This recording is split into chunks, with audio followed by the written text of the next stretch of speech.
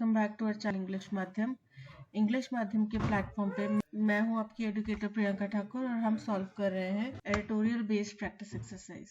Start करते हैं आज का session with thought of the day, that is success is not final, failure is not fatal. यानी कि सक्सेस जो है किसी भी प्रक्रिया का अंत नहीं है कि बस आपको सक्सेस हासिल होगी, इसके आगे कुछ नहीं करना, अब बस हो गया काम खत्म।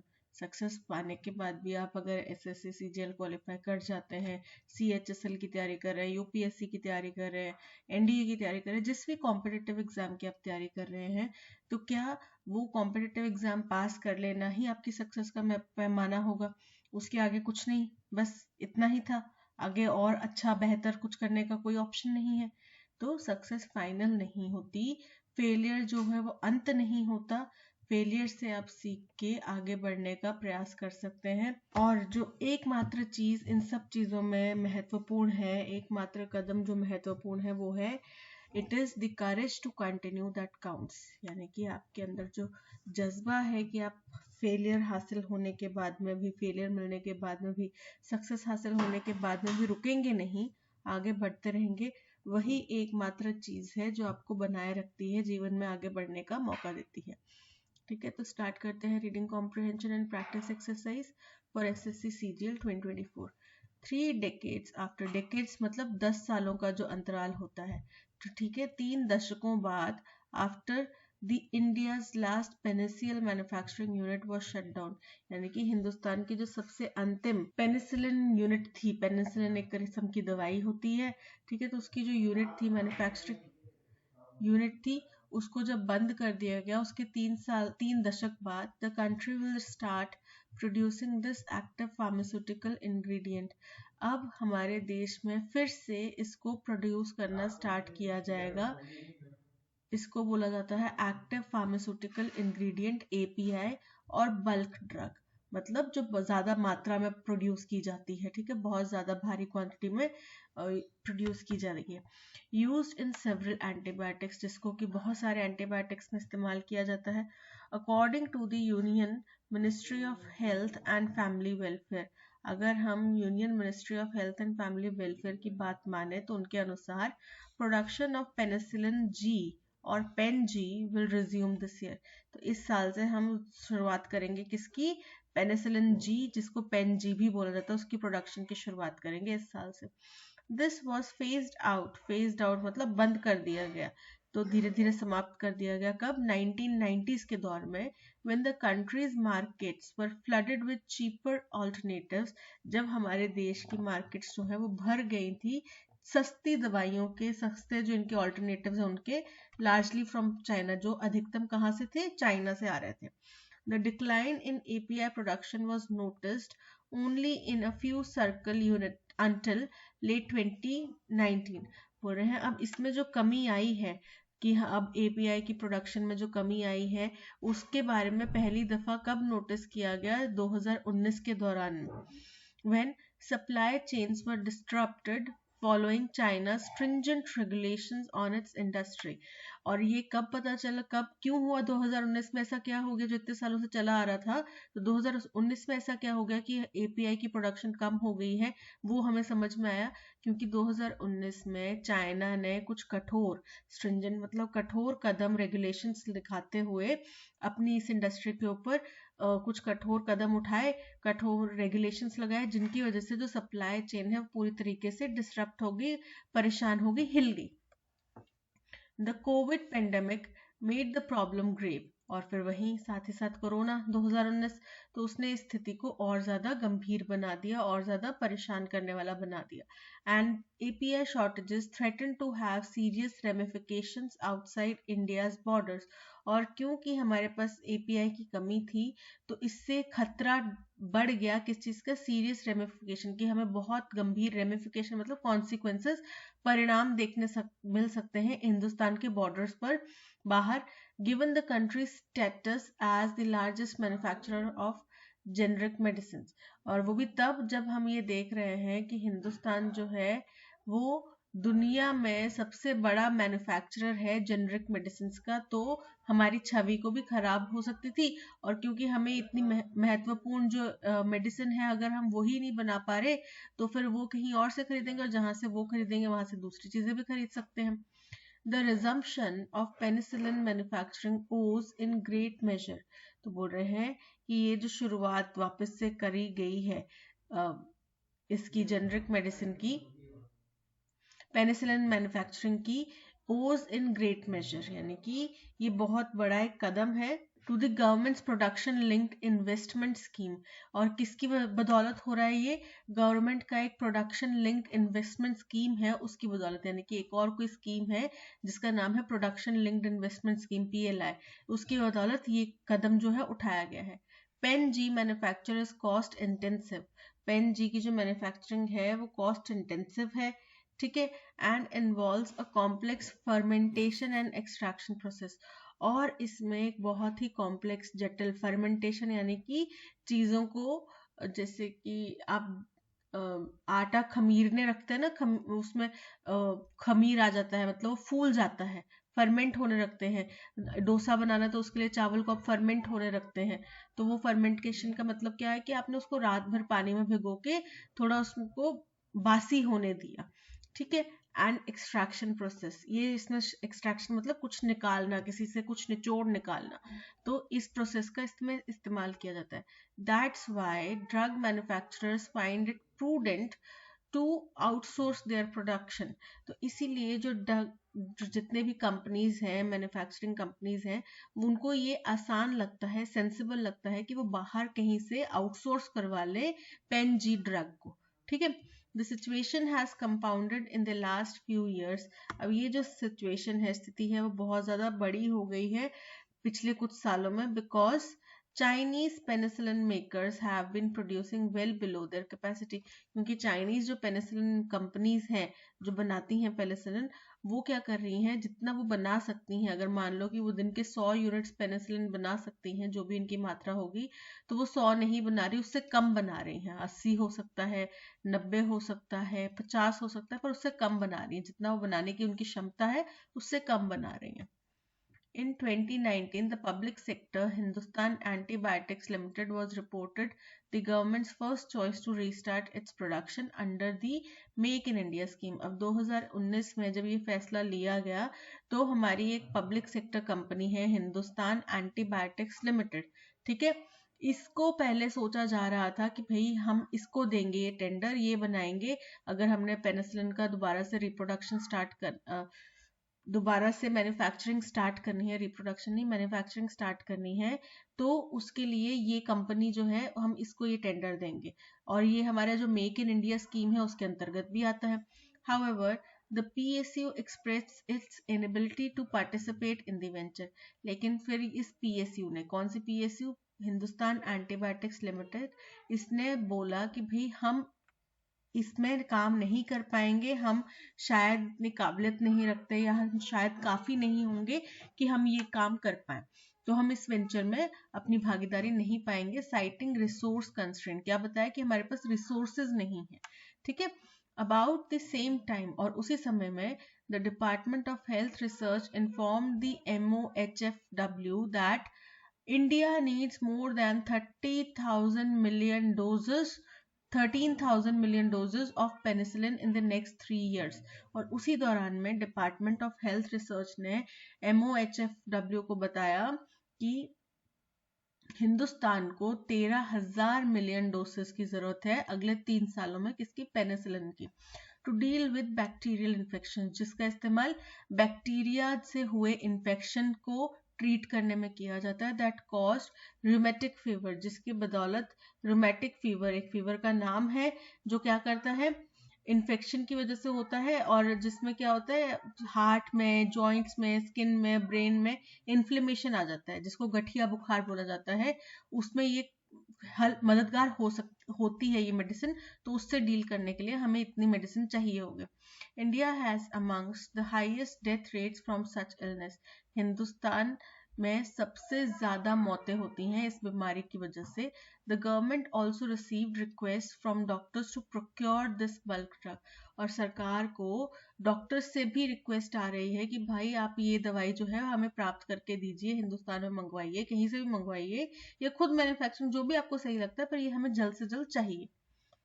Broad spectrum antibiotics, broad spectrum मतलब जो ज्यादा बीमारियों को डील कर सकती हैं, वैसे जो एंटीबायोटिक्स होती हैं, such as azithromycin that have been used as penicillin substitutes are known to harm essential bacteria naturally present in the human body। तो ये जो ब्रॉड स्पेक्ट्रम है, तो ब्रॉड स्पेक्ट्रम मतलब कि ज्यादा बैक्टीरिया को मार पाएंगी। अब आपको पता है एक टर्म होती है गुड बैक्टीरिया और बैड बैक्टीरिया, ठीक है। अब जैसे कि दूध से ही दही जमाते हैं हम, तो दही कैसे जमता है, वो जो प्रोसेस है उसके अंदर जो गुड बैक्टीरिया होते हैं वो उसको जमाने का प्रोसेस पे काम करते हैं, राइट। और जो हम बोलते हैं कि गट हेल्थ, याकुल्ट पियो, गट हेल्थ के लिए जरूरी है, उसके लिए उसका मतलब क्या है कि हमारे शरीर में कुछ गुड बैक्टीरिया होते हैं जो खाने को पचाने का, एंजाइम्स तोड़ने का काम करते हैं, राइट, और हमें उनकी जरूरत होती है। तो बोल रहे हैं कि ये जो ब्रॉड स्पेक्ट्रम एंटीबायोटिक्स हैं जैसे कि एजिथ्रोमाइसिन, ये ऐसी दवाइयां हैं जिनको पेनिसिलिन के सब्स्टिट्यूट के तौर पर इस्तेमाल किया जाता है, लेकिन जो हमारे शरीर में जरूरी बैक्टीरिया है ये उनको भी मार देते हैं, क्योंकि इनकी रेंज बड़ी है। ये जैसे कि हम डेसिबल साउंड बोलते हैं, तो डेसिबल साउंड में क्या होता है कि कितने, जैसे मान लो 50 डेसिबल, मेरे को एग्जैक्टली याद नहीं है पर मैं एग्जांपल दे रही हूँ, मान लो 50 से 150 डेसिबल हमें सुनाई देता है, ठीक है। फॉर एग्जाम्पल, फिर से दोहरा रही हूँ, एग्जैक्ट मेरे को फिगर्स याद नहीं है, फॉर एग्जाम्पल इतना हमें सुनाई देता है, ठीक है, नॉर्मल सी। लेकिन हो सकता है कि एनिमल्स के लिए ये आवाज जो है वो बहुत ज्यादा हो और उससे उनके कान के पर्दे फट जाए। तो जो ह्यूमन के लिए अच्छा है वो एनिमल्स के लिए अच्छा है, ऐसा जरूरी तो नहीं है। सेम चीज है, क्योंकि ये ब्रॉड स्पेक्ट्रम मेडिसिन है तो ये अच्छे बैक्टीरिया को भी, एसेंशियल बैक्टीरिया को भी मार देती है, leaving a patient vulnerable to harmful germs, जिसकी बदौलत जो कोई पेशेंट है वो अब कमजोर हो जाता है, हार्मफुल जर्म्स के प्रति वो खतरे में पड़ जाता है। The PLI scheme envisages a support of 20% for the first 4 years। तो PLI स्कीम में क्या किया जा रहा है, उसमें हम एक कल्पना कर रहे हैं, मान के चल रहे हैं कि 20% का सपोर्ट पहले 4 साल के लिए दिया जाएगा, उसके बाद में 15% फॉर द 5th ईयर, 5वें साल के लिए 15%, and 5% for the 6th year on eligible sales of the fermentation based bulk drugs. किसके ऊपर, जितनी सेल्स हुई हैं उसके ऊपर आपको इतना इंसेंटिव दिया जाएगा, ठीक है। And hormone such as insulin, और इंसुलिन जैसे हॉर्मोन्स के ऊपर भी ये सेम पैटर्न में आपको जो है वो दिया जाएगा, इंसेंटिव दिया जाएगा, यानी कि 20% पहले 4 साल के लिए, फिर सेल अच्छी हो तो 15% 5वें साल के लिए, और छठे साल पे 5%। Its early years for the scheme and India still imports close to 90% of all APIs for antibiotics. अब अपने शुरुआती दिनों में, स्कीम के शुरुआती दिनों में भी इंडिया को अभी भी 90% अपने एपीआई जो होंगे एंटीबायोटिक के लिए वो इंपोर्ट ही करने पड़ेंगे, क्योंकि एकदम से तो हम एक दिन में फैक्ट्री लगा के तो नहीं सोच सकते कि हमारे हिंदुस्तान की सारी रिक्वायरमेंट पूरी हो जाएगी और उसके साथ ही साथ हम एक्सपोर्ट भी कर पाएंगे, पॉसिबिलिटी नहीं है। शुरुआत धीमे से होगी, फिर उसके बाद में आगे डेवलपमेंट होते होते हो सकता है 4-5 सालों में हम कर पाए कि हाँ हिंदुस्तान की भी हमने रिक्वायरमेंट पूरी कर दी और बाहर भी हम एक्सपोर्ट कर पा रहे हैं। The challenge of the country's health authorities will be to ensure that the focus on self-reliance does not affect the affordability of the medicines। बोल रहे हैं अब सबसे बड़ा जो एक मुश्किल चैलेंज, कठिन परीक्षा होगी देश की हेल्थ केयर अथॉरिटीज की, वो ये होगी कि ये सुनिश्चित किया जाए कि भी आत्मनिर्भर भारत बनाने के चक्कर में कहीं इतनी महंगी मेडिसिन ना बना पाए कि जो बंदा, आम इंसान जो है वो अफोर्ड ही ना कर पाए। They should also make sure that the companies can sustain themselves once the government hand holding is over। और ये भी सुनिश्चित करना पड़ेगा कि एक बार, अभी तो सरकार ने उनका हाथ पकड़ लिया ना कि पहले 4 साल के लिए हम आपको 20% इंसेंटिव देंगे, फिर उसके बाद 15% देंगे एक साल, उसके बाद एक साल हम 5% देंगे, यानी कि 6 साल तक बोला कि हम आपका हाथ पकड़ के रखेंगे, 6 ईयर्स के लिए हम आपको सपोर्ट करेंगे। लेकिन 6 साल के बाद क्या, 7th ईयर में क्या? तो बोल रहे हैं कि ये भी सुनिश्चित करना पड़ेगा कि ये जो कंपनीज हैं ये अपने आप को बनाए रखें, सस्टेन कर पाए। कब? जब सरकार ने उनका हाथ छोड़ दिया, जब सरकार ने जो अपना मदद का हाथ बढ़ाया हुआ है वो जब 6 साल के बाद छोड़ेंगे तो उस दौरान पे भी ये कंपनीज काम कर पाए, चल पाए, ये सुनिश्चित करना भी सरकार की ही जिम्मेदारी है। ये था पैसेज। एक बहुत लाइफ सेविंग मेडिसिन की हम प्रोडक्शन दोबारा से स्टार्ट करने वाले हैं। काफी अच्छा कदम है ये, ठीक है, काफी पॉजिटिव बात है ये। और इसी के ऊपर ये पैसेज था कि कैसे हम कर सकते हैं, क्या हमने पहले कर चुके हैं, क्यों बंद किया था, वो उनने कुछ चीजें बताई, ठीक है। What is the tone of the passage regarding the resumption of penicillin production in India. अब दोबारा से रिज्यूम करना है, दोबारा से रीस्टार्ट करना है पेनिसिलिन की प्रोडक्शन का, तो उसके प्रति क्या टोन थी? तो उसके प्रति उन्होंने बोला कि बहुत अच्छा कदम है ना, और क्योंकि हमारी साख भी दाव पे लगी और हमें इतनी रिक्वायरमेंट है, तो चाइना ने जो सप्लाई चेन डिसरप्ट करी थी, हम उसका ऑल्टरनेटिव बन सकते हैं वर्ल्ड सप्लाई चेन के मामले में भी, ठीक है। पेसिमिस्टिक नेगेटिव नहीं है, इंडिफरेंट नहीं है, क्रिटिकल नहीं है। Option D optimistic is correct. What is the main theme of the passage? The economic challenges faced by pharmaceutical industries. तो हमने पूरी फार्मास्यूटिकल इंडस्ट्री की बात नहीं करी है, केवल पेनिसिलिन की प्रोडक्शन की दोबारा शुरुआत की बात करी है। The resumption of penicillin production in India and its application, कि उसका क्या प्रभाव पड़ेंगे उसके बारे में। The impact of Chinese regulations on global market, तो ये केवल एक वजह थी जिसकी वजह से हिंदुस्तान दोबारा आत्मनिर्भर होने के प्रति उसने एक और मौका ढूंढ लिया है, ठीक है। तो ये एक छोटी सी लाइन थी, इसके ऊपर सारा पैसेज नहीं था। Option B is correct. What was one of the main reasons for the decline in API production in India until late 2019? बोल रहे हैं कि 2019 में जो 2019 के अंत में जो API की प्रोडक्शन में कमी आई, उसका कारण क्या था? तो उसका कारण यही था कि चाइना ने कुछ कठोर नियम पास किए जिनकी वजह से जो सप्लाई चेन है वो डिसरप्ट हो गई, ठीक है। Increase domestic demand for antibiotics की डोमेस्टिक डिमांड बढ़ गई, हमारे घरेलू हमें और ज़्यादा एंटीबायोटिक्स चाहिए थी, इसलिए हमने प्रोडक्शन करना ही सोच लिया कि बाहर से मंगवाने से बेटर है कि प्रोड्यूस कर ले। तो अगर ये चीज़ होती तो हम पहले उन प्लांट्स को शट डाउन ही नहीं करते, राइट। तो ये इनकरेक्ट है। The impact of the covid pandemic on the pharmaceutical industry, तो हिंदुस्तान की फार्मास्यूटिकल इंडस्ट्री ने तो बहुत बेहतर काम किया था कोविड पेंडेमिक के दौरान पे, और जेनरिक मेडिसिन के लिए, अच्छी और सस्ती जेनरिक मेडिसिन के लिए वो माना गया हिंदुस्तान को दुनिया भर में। तो ये तो कारण नहीं होगा। Supply chain disruptions following China stringent regulations on it's industry, की सप्लाई चेन में गड़बड़ हो गई, किसकी वजह से? क्योंकि चाइना ने अपनी इस इंडस्ट्री के ऊपर, पेनिसिलिन की जो मैन्युफैक्चरिंग इंडस्ट्री है उसके ऊपर कुछ कठोर रेगुलेशंस लगाए, उनकी वजह से। So option C is correct. Based on the passage, what can be inferred about the role of the PLI scheme in the resumption of penicillin production in India? Passage के अनुसार हम क्या बता सकते हैं कि PLI स्कीम कैसे इसको रिज्यूम कर पाने में सक्षम हो पाएगी, इसको क्या कर पाएगी, पेनिसिलिन के प्रोडक्शन को कैसे रिज्यूम कर पाएगी। The PLI scheme was primarily focused on reducing India's dependence on imported penicillin. तो इसका उद्देश्य ये नहीं था कि वो पेनिसिलिन को इंपोर्ट करने से रोके, क्योंकि इंपोर्ट करके भी हमें पेनिसिलिन जो है मैन्युफैक्चरिंग से सस्ती पड़ रही थी, तभी तो हमने अपनी करंट जो इंडस्ट्री थी उसको बंद करके बाहर से मंगवाना शुरू कर दिया, राइट। तो ये इनकरेक्ट है। The PLI scheme played a crucial role in providing financial incentives for the resumption of penicillin production, बिल्कुल करेक्ट है। पहले 4 साल के लिए 20%, ठीक है, फिर उसके बाद में अगले 1 साल के लिए +1 ईयर के लिए आपको 15%, फिर +1 ईयर के लिए आपको 5%। इस तरीके से अगर इंसेंटिव मिल रहा है तो दैट मीन्स सरकार उनकी फाइनेंशियल हेल्प कर रही है। So option B is correct. What is a key feature of the production linked investments schemes as described in the passage? तो वही 6-4-1-1 ये जो स्कीम थी वो it provides fix percentage of support for all years of the scheme.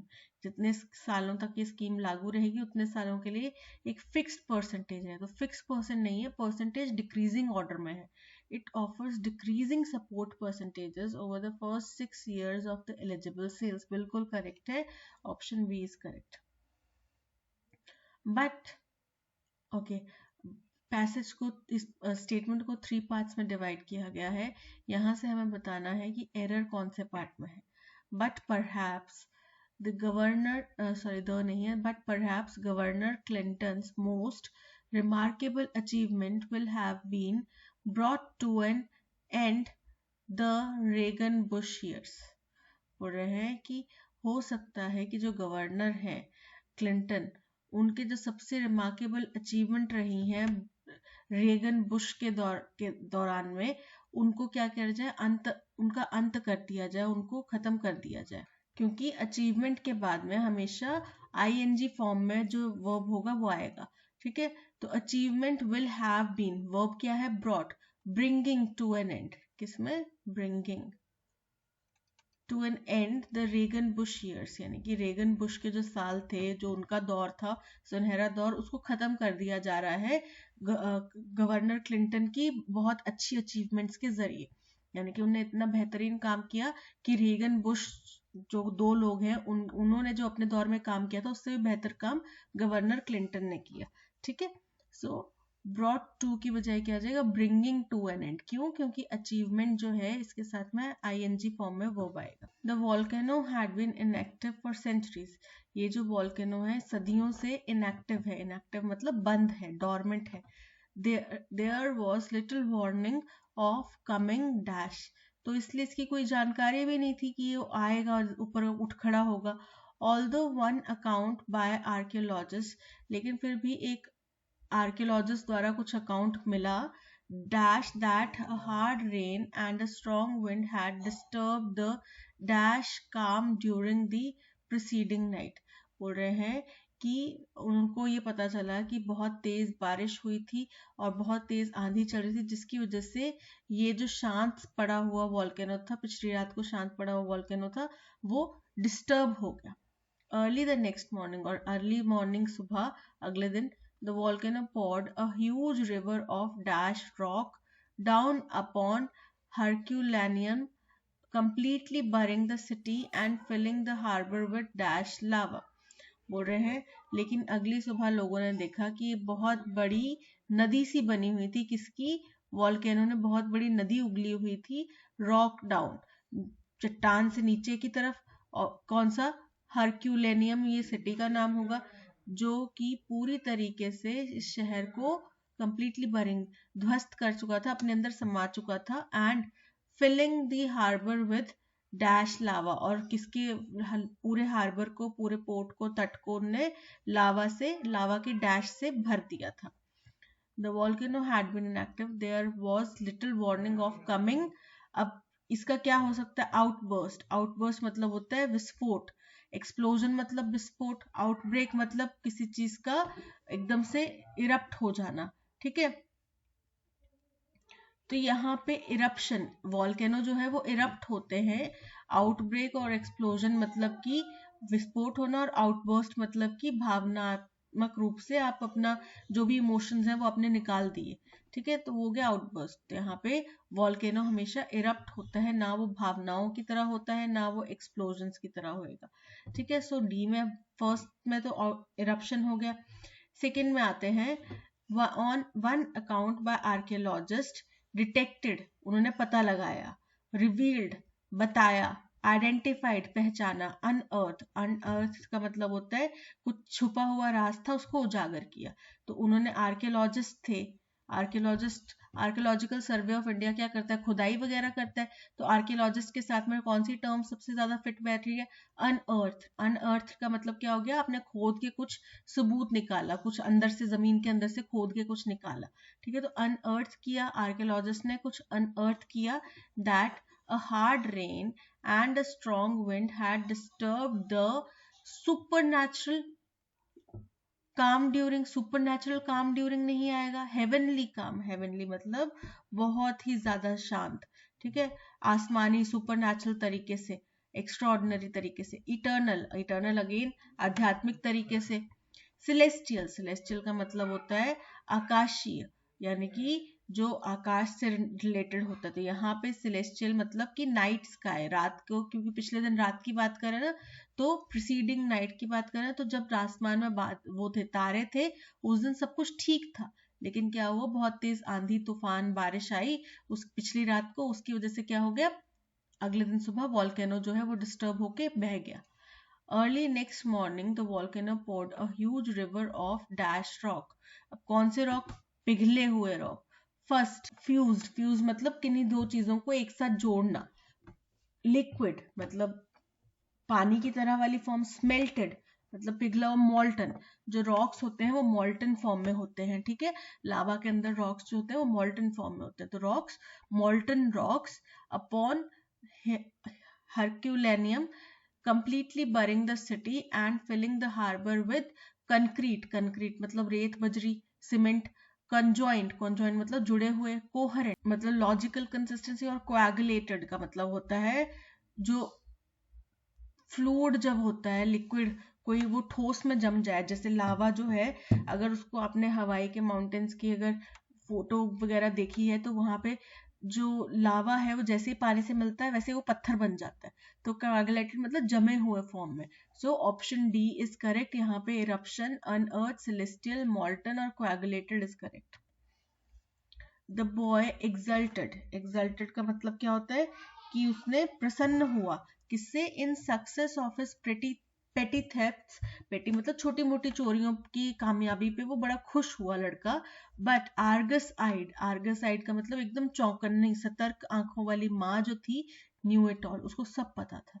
The boy was clever enough to take a little money at a time so that his mother never noticed it। लेकिन माँ ने तो notice किया ना, तो वो अपने आप को चालाक समझ रहा था, लेकिन वो इतना भी चालाक नहीं था, माँ उससे ज्यादा तेज थी। The mother looked at her boy with such love and compassion that he regretted his actions। तो ऐसा कुछ नहीं यहाँ पे बताया कि उसने बड़े प्यार भावना से अपने बच्चे को देखा, बड़े अपनेपन से अपने बच्चे को देखा और उसको अपनी गलती का एहसास हो गया। यहाँ पे भी गलती का एहसास की कोई बात नहीं है। बॉय, लड़का सोच रहा है कि मैं बहुत सियाना बन गया, मैं बहुत स्मार्ट बन गया, लेकिन माँ को सब पता है। The mother was extremely vigilant and caught the boy red-handed one day। कि माँ बहुत ही सतर्क थी और उनने एक दिन बच्चे को रंगे हाथों पकड़ लिया। सो ये फिट बैठता है क्योंकि वो आर्गस साइड थी मतलब चौकन्नी थी, तो चौकन्नी थी मतलब विजिलेंट थी, चौकन्नी थी, और उसने क्या किया, बच्चे को रंगे हाथ पकड़ लिया। 3 करेक्ट है। द डॉटिंग मदर, डॉटिंग का मतलब होता है कि किसी के प्रति बहुत ज्यादा प्यार जताना, तो जो प्यार प्रेम से भरी हुई माँ थी वो विफल हो गई to see the faults of her boy, अपने बच्चे की कमियां देखने में, and he became bolder in his acts, और वो और ज्यादा खूंखार बन गया अपने कार्यों में, और ज्यादा गलत काम करने में और ज्यादा एक्टिव हो गया। तो यहाँ पे केवल थर्ड स्टेटमेंट है जो आर्गस आइड का एकदम करेक्ट मीनिंग बताती है। So third statement only 3, option D is correct.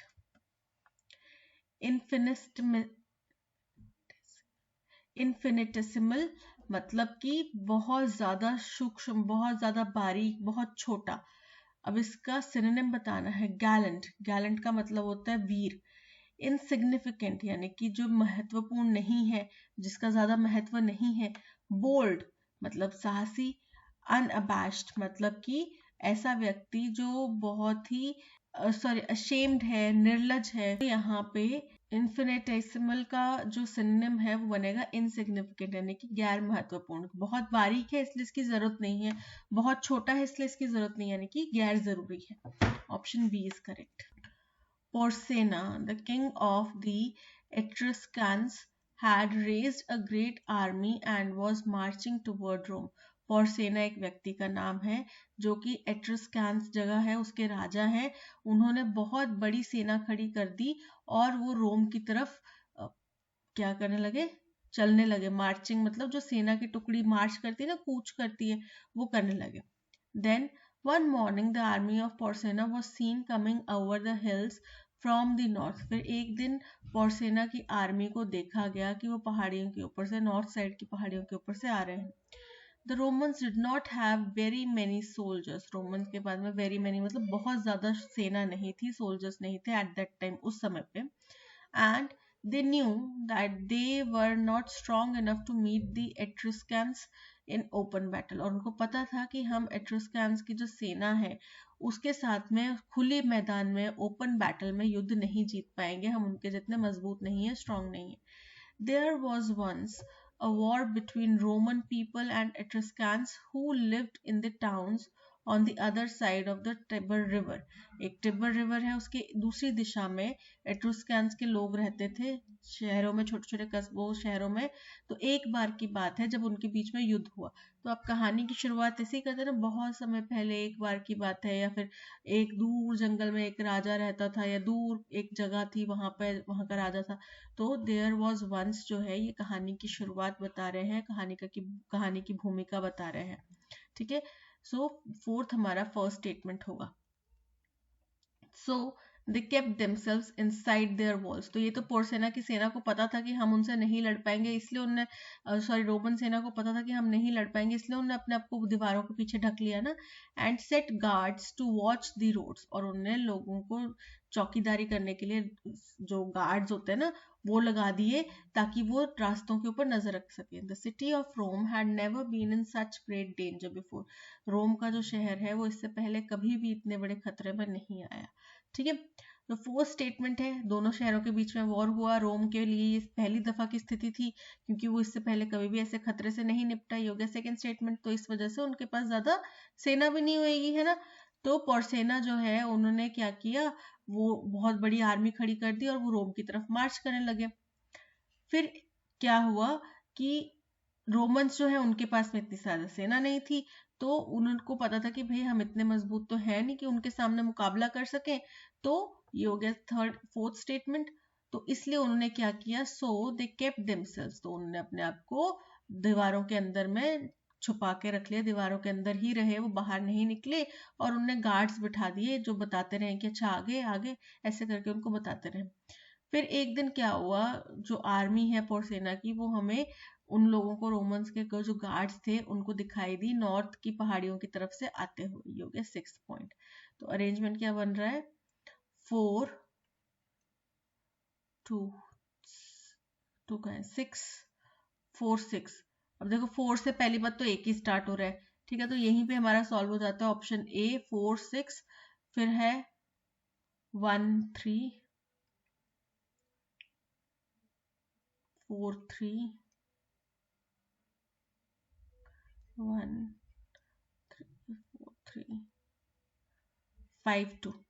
ठीक है, so option A is correct. अब एक स्टेटमेंट दी गई है, उसके बेसिस पे, उसमें एक वर्ड अंडरलाइन किया गया है, उसके बेसिस पे बताना है कि नीचे जो कंक्लूजन दिए हैं इनमें से कौन सा एकदम करेक्ट है। He has been a somnambulist since childhood. somnambulist मतलब नींद में चलने वाला कोई व्यक्ति। ठीक है, तो बचपन से ही उसको नींद में चलने की बीमारी है। He entertains people by speaking without moving his lips as if the voice is coming from somewhere else। कि वो लोगों का मनोरंजन करता है बिना अपने होंठों को हिलाए हुए, वो शब्दों का उच्चारण करता है और ऐसा लगता है, प्रतीत होता है कि आवाज कहीं और से आ रही है। जो माइम आर्टिस्ट होते हैं या फिर जो वो हाथ वाली डॉल्स, हैंड डॉल्स लेके करते हैं ना एक्टिंग, वो लोग क्या करते हैं, वो ऐसे प्रेजेंट करते हैं कि आवाज कहीं वो जो हैंड डॉल है उससे आवाज आ रही है बल्कि, और वो अपना मुंह नहीं हिलाते। लेकिन वो एक आर्ट है, लोगों को एंटरटेन करने का एक जरिया है। बट ये यहाँ पे फिट नहीं बैठता, इसमें नींद में चलने वाली बात कहाँ आई। He walks around in his sleep unaware of himself and his surroundings. बिल्कुल करेक्ट है, 2 तो करेक्ट है। He is an expert in soil management and field crop production. Again नींद में चलने की बात नहीं आई। He is a reformer who works to achieve social और political change। अगेन नींद में चलने की बात नहीं आई, so 2 is correct, option B is correct। Entropy, entropy का मतलब होता है कि ब्रह्मांड में जितने भी प्रोडक्ट्स हैं, जितने भी चीजें हैं, कोई पदार्थ है, कोई एनर्जी है, वो अपनी सबसे क्षीण जीर्ण स्थिति में पहुंच गई है, सबसे ज्यादा निचले स्तर तक पहुंच गई है, इतनी खराब हो चुकी है कि सबसे निचले स्तर में पहुंच गई है, उसको बोला जाता है एंट्रोपी। अब इसका सिनोनिम डिके, डिके भी मतलब सड़ना गलना।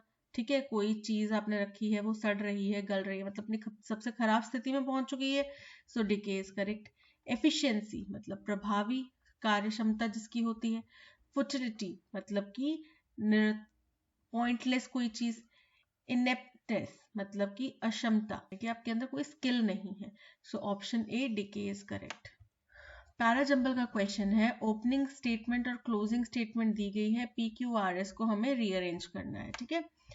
द बसलिंग का मतलब बहुत ज्यादा हलचल वाला जो शहर है, कहाँ का, टोक्यो का, is not only the capital of Japan but also global metropolis known for its innovation and technology. वो ना केवल कहाँ जापान का कैपिटल है बल्कि एक ग्लोबल दुनिया में जाने वाली एक मेट्रोपोलिस सिटी भी है, जहां पे इनोवेशन और टेक्नोलॉजी जो है वो घर करते हैं।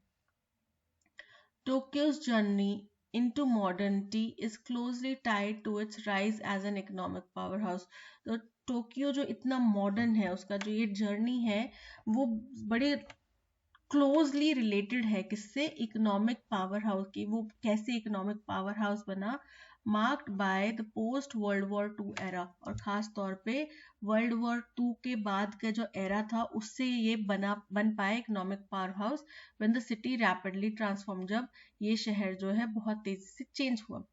Sky scrapers dot the skyline reflecting the city's economic prosperity and architectural prowess. Skyscrapers जो है, skyscrapers क्या होता है, बहुत बड़ी बड़ी ऊंची ऊंची इमारतें, वो तो आसमान छू रहे हैं, और ये क्या बताते हैं, इस शहर की इकोनॉमिक प्रॉस्पेरिटी यानी कि कितना इकोनॉमिकली संपन्न है ये शहर, उस चीज को बताते हैं, और आर्किटेक्चरली कितना स्ट्रांग है ये बात बताते हैं। In the aftermath of world war two, Tokyo emerged as a symbol of resilience. तो वर्ल्ड वॉर 2 के बाद की जो घटनाक्रम था उसमें टोक्यो शहर जो है वो रेजिलियंस यानी कि दृढ़ता का, गिर के वापस उठने का सिंबल बन के निकला। Rebuilding itself into a vibrant hub of commerce and culture, जिसने अपने आप को दोबारा से बनाया एक बहुत ही मजबूत और कूंज करने वाला कॉमर्स और कल्चर का हब, एक गढ़ बना लिया उसने अपने आप को। तो वर्ल्ड वॉर 2 की बात हमने पी स्टेटमेंट करी थी, और फिर आ रही है आर स्टेटमेंट, यानी कि पी और आर स्टेटमेंट जो है साथ में आएंगे, पहले पी स्टेटमेंट आएगा और फिर उसके बाद में आर स्टेटमेंट आएगा। तो देखो यहाँ पे आर स्टेटमेंट पहले है, यहाँ पे आर स्टेटमेंट पहले है, यहाँ पे पी और आर के बीच में गैप है, तो ऑप्शन ए करेक्ट बन गया। चलिए फिर भी आगे देखते हैं। Despite the cities technological advances, हालांकि इस शहर में बहुत ज़्यादा टेक्नोलॉजिकल एडवांसमेंट हुई है, traditional elements such as Shinto shrines and cherry blossoms remain integral to Tokyo's identity. फिर भी जो इनका ट्रेडिशन है, ट्रेडिशनल जो चीज़ें हैं वो अभी भी बने हुए हैं टोक्यो शहर की पहचान के रूप में, जैसे कि शिंटो श्राइन्स हो गए या फिर चेरी ब्लॉसम जो पेड़ है वो जो हो गए, ये इनके अभी भी इंटीग्रल पार्ट बना हुआ है, शहर का आंतरिक हिस्सा, अहम हिस्सा बना हुआ है। Today Tokyo stands as a captivating blend of tradition and modernity. बोल रहे हैं आज अगर हम बात करें तो टोक्यो एक मॉडर्न और ट्रेडिशन के बीच का जो एक समावेश है उसका एक बिल्कुल सही सटीक उदाहरण है, drawing visitors from around the world, जो कि दुनिया भर के विजिटर्स को अपनी तरफ आकर्षित करता है। तो अब देखो यहाँ पे बात करा कि कैसे वो टेक्नोलॉजिकली एडवांस हो रहा है, साथ ही साथ अपने ट्रेडिशन को बना के रख रहा है, और क्लोजिंग स्टेटमेंट में भी यही बात करी कि ये उदाहरण बनता है ट्रेडिशन और मॉडर्निटी को आप कैसे एक साथ समावेशित कर सकते हैं उसका। तो हमें पता चल गया कि एस स्टेटमेंट के बाद ही हमारा क्लोजिंग स्टेटमेंट आएगा, तो एस हमारा लास्ट स्टेटमेंट होगा। यहाँ पे एस लास्ट स्टेटमेंट है, यहाँ पे एस लास्ट स्टेटमेंट है, यहाँ पे बीच में आ रहा है, और यहाँ पे फर्स्ट स्टेटमेंट है, तो इनकरेक्ट हो गया। अब उसके बाद में हमें ये पता है कि P हमारा फर्स्ट स्टेटमेंट है, और ये भी हमें पता है कि R जो है वो P के बाद में आएगा, तो P के बाद में R और S last statement, option A is correct. The museum was built in 1972, although the chief's home and store, the museum's main attraction, remained closed because of their fragility. बोल रहे हैं कि ये जो म्यूजियम है 1972 में बनाया गया था, हालांकि जो चीफ का घर है और जो स्टोर है जो कि इस म्यूजियम का मुख्य आकर्षण है, कौन है मुख्य आकर्षण, स्टोर, उसको क्लोज रखा गया क्योंकि वो बहुत ही फ्रेजाइल था, यानी कि टूट सकता था, नुकसान पहुंच सकता था। अब यहाँ पे बोला गया है बिकॉज फॉर देयर फ्रेजिलिटी, तो बिकॉज फॉर कोई वर्ड नहीं बनता, बिकॉज ऑफ देयर फ्रेजिलिटी, क्योंकि वो फ्रेजाइल था, उनकी फ्रेजिलिटी के कारण, बिकॉज ऑफ मतलब उनके कारण बता रहा है, ठीक है। तो फॉर यहाँ पे फिट नहीं बैठता, because of their fragility is correct, यानी कि एरर कहाँ है, बिकॉज फॉर की बजाय because of, option C is correct. Recalcitrant मतलब कि जिद्दी, stubborn.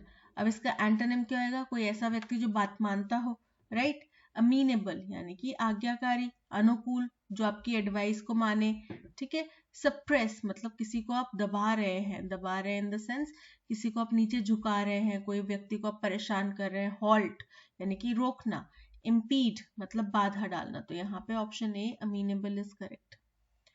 As both a novelist and an university lecturer, she has two strings to her bow. Two strings to her bow का मतलब क्या हुआ कि उसके पास में दो उपलब्धियां हैं अपने जेब के अंदर में, दो जो उसका दमका है उसके ऊपर दो उपलब्धियां उसके पास हैं, क्योंकि वो एक नॉवलिस्ट भी है और यूनिवर्सिटी में वो लेक्चर भी देती है। अब अ नॉवलिस्ट, एन का हमें प्रयोग पता है, वॉवल साउंड्स के साथ में आता है, वॉवल साउंड्स। अब आप बोलोगे कि मैम वॉवल साउंड्स में ए, ई, आई, ओ, यू तो आता है और ये यू से तो स्टार्ट हो रहा है। हमने यू वर्ड को बोलना नहीं है, यू वर्ड की साउंड आती है अ, अम्ब्रेला, अम्ब्रेला क्या साउंड आती है, अम्ब्रेला। तो अ साउंड आती है अ, तो अम्ब्रेला में अ साउंड आती है, इसलिए यहाँ पे यूनिवर्सिटी में यू साउंड आती है। यू साउंड आती है वाई के रेफरेंस से। याक, य साउंड आ रही है, य याक, ठीक है। तो एन अम्ब्रेला नहीं आएगा, अ अम्ब्रेला यहाँ, अ यूनिवर्सिटी यहाँ पर आएगा। A university lecturer, she has two strings. तो एन यूनिवर्सिटी की बजाय a university lecturer, option C is correct. The grass is always greener on the other side, इसका क्या मतलब हुआ, दूसरे की थाली का लड्डू हमेशा बड़ा लगता है। हमें वही चीज चाहिए जो दूसरे के पास है, हमें ये नहीं पता कि उस चीज के होने से उसको नुकसान क्या है, right. People always want what they don't have, हमें वही चाहिए जो दूसरे के पास है, हमारे पास नहीं है, option A is correct. Study of languages, भाषाओं के ज्ञान को, भाषाओं के स्टडी को क्या बोला जाता है। अब देखो यहाँ पे दो टेबल दिए गए हैं, एक साइड में कुछ फ्रेजेस हैं, दूसरे साइड में उनका वन वर्ड सब्स्टिट्यूट आपको दिया है, हमें मैच करना है करेक्ट से। तो भाषाओं के स्टडी को बोला जाता है फिलोलॉजी, फिलोलॉजी यानी कि ऑप्शन बी, वन के साथ में बी मैच कर रहा है। Study of hand writing, hand writing को ग्राफोलॉजी बोला जाता है, तो क्या आ गया डी, 2D के साथ में। Study of election trend, election trend के यानी कि क्या चुनाव बोलते हैं ना कि सर्वे ये कहता है कि ये पार्टी जीतेगी, ये पार्टी ये है, ये ट्रेंड में चल रहा है, इस चीजों से लोगों को गुस्सा है इसलिए इस पार्टी को वोट नहीं मिलेगा, वो जो सारी चुनावों से रिलेटेड स्टडी है उसको बोलते हैं सेफोलॉजी। क्या बोलते हैं, psephology, option A is correct. और रिलीजन, धर्म के विज्ञान को बोला जाता है थियोलॉजी, 4 के साथ में सी। अब 1 के साथ में सी इनकरेक्ट है, 1 के साथ में डी इनकरेक्ट है, 1 के साथ में बी करेक्ट है, ऑप्शन सी। अगेन वही सेम पैटर्न में क्वेश्चन है, murder of a whole community और रेस, किसी पूरी नस्ल को मिटा देना, उसको क्या बोला जाता है। हिटलर क्या करा था ज्यूज के साथ में, जेनोसाइड। और अभी ये आरोप किसके ऊपर लगाया जा रहा है, इजराइल के ऊपर लगाया जा रहा है कि वो जेनोसाइड करने की कोशिश कर रहे हैं, पैलेस्टीनियंस को वो खत्म करने की कोशिश कर रहे हैं, right. So genocide is 1 with D.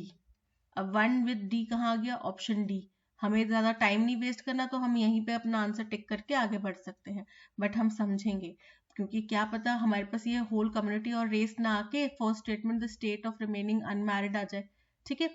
Murder of one's brother और सिस्टर, अपने भाई बहनों को खत्म कर देना, उसको बोलते हैं फ्रैट्रिसाइड, ठीक है। साइड जो है, जेनोसाइड, फ्रैट्रिसाइड, जो ये सब क्या है वर्ड्स, मारने से रिलेटेड है। मर्डर ऑफ वंस ब्रदर और सिस्टर मतलब फ्रैट्रिसाइड, 2 का ए है। The state of remaining unmarried, आपको ब्रह्मचर्य का पालन करना है तो उसको क्या बोलते हैं, सेलिबेसी, क्या बोलता है, celibacy. 3 option B is correct. 3 के साथ में बी मैच हो रहा है। The state of being the most powerful, तो एक ही बच गया आप सुप्रीमेसी। और वैसे भी अगर नहीं भी याद आए बाकी कोई, जैसे मान लो आपको फ्रेट्रिसाइड नहीं पता, जेनोसाइड पता होगा, सेलिबेसी पता होगा, सुप्रीमेसी पता होगा। क्यों? क्योंकि हमें पता है नॉर्थ कोरिया का लीडर कौन है, सुप्रीम लीडर। सुप्रीम लीडर मतलब वो सबसे शक्तिशाली है। ठीक है, तो वो क्या हो गया, सुप्रीमेसी, यानी कि ऐसी स्थिति जहां पे आपके पास में सबसे ज्यादा पावर है, सबसे ज्यादा अधिकार है, हो गया सुप्रीमेसी। सो 4 का हो गया डी।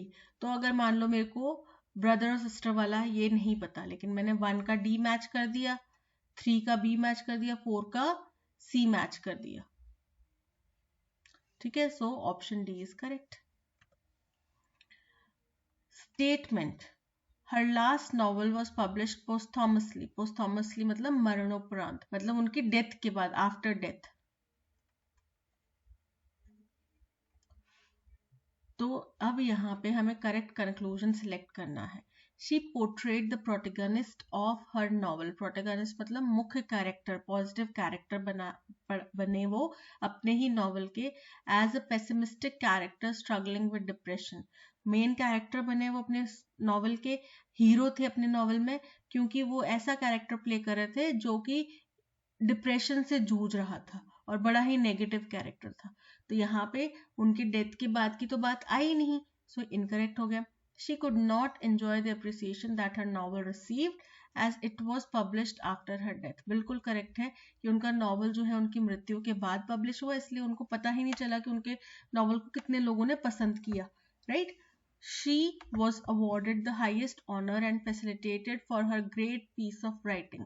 तो उनको सर्वोच्च जो ऑनर है, देश का सर्वोच्च सम्मान दिया गया। तो यहाँ पे सम्मान की कोई बात नहीं आ रही है, यहाँ पे ये बताया जा रहा है केवल कि उनको मरने के बाद में उनका नॉवल पब्लिश हुआ। Her novel became a bestseller and she became famous overnight. वो रातों रात बड़ी फेमस बन गई। इनकरेक्ट है, so option 2 is correct. Option 2, only 2 is correct, C is correct. In the heat of the moment, आपकी और आपके फ्रेंड के बीच में लड़ाई हो रही है, ठीक है, बहुत भयानक बहसबाजी चल रही है। गुस्से में उसने उसी गुस्से में आपको एक थप्पड़ मार दिया। फिर आपके बोलोगे अब मैं इस इंसान के साथ में कभी इसकी शक्ल नहीं देखूंगा। वो लेकिन उसने थप्पड़ जानबूझ के थोड़ी मारा, वो तो गलती से बहस हो रही थी तो वो उठ गया। अब इसका मतलब ये नहीं है कि कोई भी जो हाउस होल्ड वायलेंस होता है मैं उसको प्रमोट कर रही हूँ या उसमें किसी भी बंदे को ये अधिकार दे रही हूँ कि वो अपनी बीवी के ऊपर गुस्से में हाथ उठा ले। अगर बदले में बीवी ने हाथ उठा लिया तो भी मुश्किल हो जाएगी, ठीक है।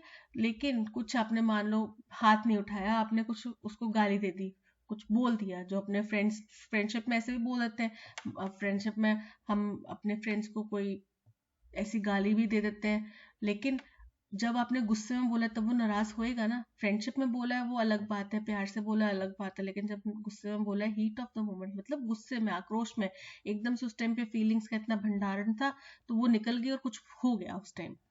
अंडर फर्म कंट्रोल यानी कि अपने पूरे होशोवाज में, वेल मैनेज तरीके से। Overwhelmed by what is happening in the moment, उस समय पे कुछ हो रहा था, उसके अंदर भावनात्मक रूप से आप बह गए, भावनाओं के बहकावे में कुछ कर दिया। So that is in the heat of the moment. Option B is correct. While organising the event, अब यहाँ पे एक इडियम दिया है एट द 11th आवर, इसको सब्स्टिट्यूट करना है किस स्टेटमेंट में हो पाता है वहां पे। तो एट द 11th आवर का मतलब क्या होता है, सबसे पहले तो ये जान लो। अंत समय में आप कुछ कर रहे हो, लास्ट मोमेंट में, एग्जाम कल है, आज आपने बुक उठा के देखना स्टार्ट करा या हो सकता है आज बुक खरीद कर ही लाए हैं, तो क्या हो गया, आप 11th आवर का इस्तेमाल कर रहे हैं, क्योंकि 12 घंटे पूरे होने के बाद में प्रहर बदल जाएगा, राइट, दिन चेंज हो जाएगा। तो आप 11th आवर में कुछ कर रहे हैं, आप फाइनल लास्ट क्षण में कुछ कर रहे हैं। While organizing the event, we realized that we were running short of time, कि हमारे पास समय कम बचा है। तो वो तो पहले से मेहनत कर रहे थे ना, अब समय कम बचा है वो अलग बात है, लेकिन वो उन्होंने लास्ट टाइम पे शुरुआत तो नहीं करी। The runner in third place overtook the ones ahead of him at the last moment and won the race। बोल रहे हैं जो थर्ड प्लेस पे रनर था उसने एकदम अंत समय पे ओवरटेक कर लिया दूसरे बंदों को, जो उससे आगे थे, दोनों बंदों उनको ओवरटेक कर लिया और वो रेस जीत गया। तो एकदम लास्ट मोमेंट पे किया ना उसने, यानी कि head of him at the 11th hour and won the race. B correct है। She believes in planning meticulously well in advance. आप बहुत समय पहले से ही पूरी प्लानिंग करके रखते हो, तो आप अंत समय का तो वेट नहीं कर रहे, राइट? तो ये इनकरेक्ट हो गया। He disturbed me late at night to inform me if of his appointment as commissioner. उसने मेरे को रात को आधी रात को फोन करके डिस्टर्ब किया और ये बताया कि वो कमिश्नर बन गया है। तो ये लेट एट नाइट का कंसेप्ट नहीं है, 11th आवर का मतलब है अंत समय में कुछ किया, ठीक है? सो यहाँ पे option B is correct, only B, option C is correct. An unsettled society is antagonistic to creative liberty. Antagonistic का मतलब क्या होता है कि वो, अगर कोई समाज जिसमें अस्थिरता बनी हुई है, अनसेटल मतलब अस्थिर है, तो वो एक रुकावट हो सकता है, विरोध हो सकता है, अवरोध हो सकता है क्रिएटिव लिबर्टी का, यानी कि हमारे विचारों की जो आज़ादी है, क्रिएटिविटी की जो आज़ादी है, उसका अवरोधक हो सकता है। Creativity requires freedom to flow and express itself. Creativity में हमें फ्रीडम चाहिए, विचारों को उसको बहने के लिए फ्रीडम चाहिए, अपने आप को एक्सप्रेस करने के लिए फ्रीडम चाहिए। But it is often curtailed by politico religious authorities. लेकिन उसको अक्सर रोक दिया जाता है पॉलिटिशियस या रिलीजियस अथॉरिटीज के द्वारा, ठीक है? Peaceful times always see proliferation in artistic and scientific works.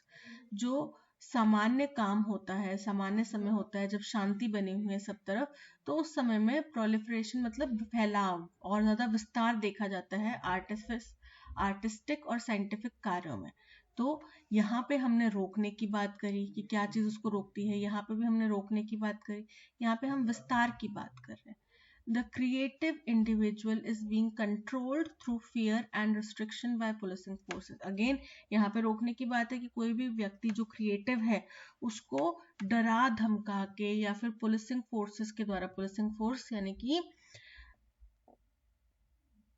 अब इसका उदाहरण आपको कैसे बताऊं, जैसे कि इजराइल में हुआ, सॉरी ईरान में हुआ कि वो एक महिला थी जिन्होंने हिजाब इस ढंग से पहना था कि उनका थोड़े बाल दिख रहे थे, तो उनको पुलिसिंग फोर्स, मतलब जो महिला पुलिस वहां पे फोर्स होती है जो इन सब चीजों मॉरल वैल्यूज के ऊपर बात करती है, कंडक्ट का ध्यान रखती है, उन्होंने उनको मारा पीटा।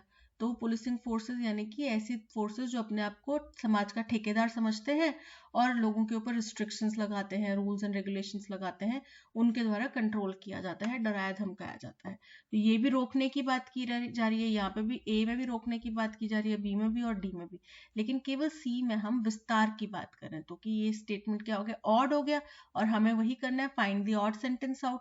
तो सी हमारा स्टेटमेंट है जो कि ऑड है, option sentence C, option B is correct. For a fortnight, fortnight मतलब 2 हफ्ते का समय, toddlers at St. Andrews had been busy committed rhymes to memory, यानी कि वो याददाश्त के लिए जो राइम्स होते हैं ना उनको बनाने की कोशिश कर रहे हैं, उनको याद करने की कोशिश कर रहे हैं। तो वो लगभग 2 हफ्ते से जो सेंट एंड्रयूज है वहाँ के जो बच्चे हैं, टॉडलर्स हैं, वो क्या कर रहे हैं, राइम्स को याद कर रहे हैं in preparation for their big performance, क्योंकि उनकी बहुत बड़ी परफॉर्मेंस आने वाली है, वो उसकी तैयारी कर रहे हैं। तो बिजी के साथ में कमिटेड नहीं आता, बिजी के साथ में कमिटिंग आईएनजी फॉर्म में आएगा, ठीक है? Busy committing rhymes, so busy committed की बजाय कमिटिंग आएगा, option A is correct.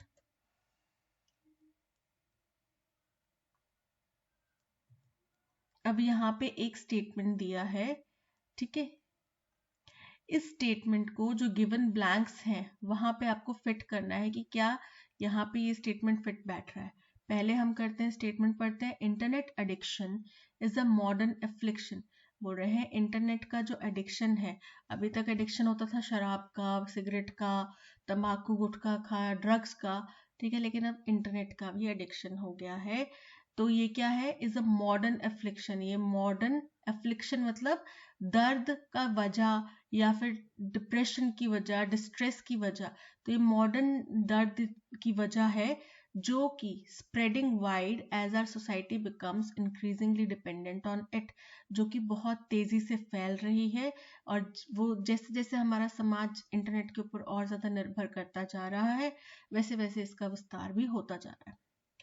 The US and China have started rehabilitation centre, बोल रहे हैं यूएस और चाइना ने रिहैबिलिटेशन सेंटर्स जो है वो स्टार्ट कर दिए हैं for compulsive users of the internet, उन लोगों के लिए जो इंटरनेट का बहुत ज़्यादा इस्तेमाल करते हैं। And even India must consider proactive measures, और हिंदुस्तान को भी पहल करते हुए अपने आप से संज्ञान लेते हुए कदम उठाने चाहिए with regard to this problem, इस प्रॉब्लम के लिए निपटने के लिए। Dash it is no longer a mere medium of communication, ये केवल अब एक मीडियम नहीं रह गया, कम्युनिकेशन का माध्यम नहीं रह गया, जैसे जैसे हम इसका और ज्यादा इस्तेमाल कर रहे हैं ये एक एडिक्शन बनता जा रहा है। ठीक है, तो यानी कि यहाँ पे ये स्टेटमेंट फिट बैठ रहा है, प्रॉब्लम बन गया है। क्यों? क्योंकि इंटरनेट एडिक्शन जो है वो मॉडर्न एफ्लिक्शन है जो कि बहुत तेजी से विस्तृत हो रहा है जैसे जैसे हमारी इसके ऊपर डिपेंडेंस बढ़ रही है, क्योंकि अब ये केवल कम्युनिकेशन का माध्यम नहीं रह गया है but is evolving into virtual reality, लेकिन ये हमारे आज के दिन की हकीकत बन रहा है। Neuropsychiatric opinion holds that internet addiction is like substance abuse, जैसे कि हम ड्रग्स वगैरह का नशा करते हैं ना, बिल्कुल वैसा ही है, वैसे ही हमारे डोपामाइन को रिलीज करता है, वैसे ही हमारे ब्रेन के साथ में छेड़छाड़ करता है। It thrives on instant gratification, इसका जो निर्भरता है वो किसके ऊपर है? इंस्टेंट ग्रेटिफिकेशन, यानी कि अच्छा मजा आ गया, ये रील देख के हंसी आ गई, ये रील देख के आनंद आ गया, है ना, उसके ऊपर निर्भर करता है। And can cause behavioural alteration, और हमारे व्यवहार को भी परिवर्तित कर सकता है। तो ब्लैंक 1 में आ रहा है option B, blank 1 is correct. That's all, आज के सेशन में इतना ही। Thank you so much for watching. अगर कंटेंट पसंद आया हो तो लाइक शेयर और सब्सक्राइब जरूर कीजिएगा। मिलते हैं नेक्स्ट सेशन में। Till then keep learning and keep practising. Bye bye.